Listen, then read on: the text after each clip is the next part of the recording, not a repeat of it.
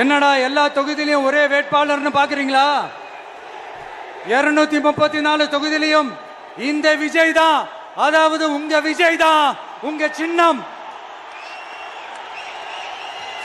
இன்னும் சிம்பிளா சொல்லணும்னா உங்க வீட்டில் இருக்கிற ஒருத்தர் தான் வேட்பாளரா நிக்க போறாங்க. அந்த வேட்பாளரும் நானும் வேறு வேறு இல்லை.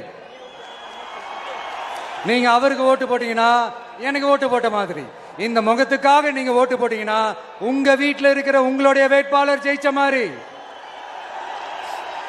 என்னடா இவர் ஏதோ ஓவரா சொல்றாருன்னு நினைக்க வேணாம்.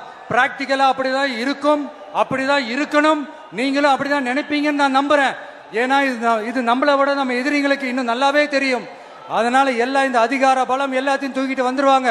வரட்டும், பாத்துக்கலாம். TVK will take it, TVK will meet it, TVK will compete with it, and TVK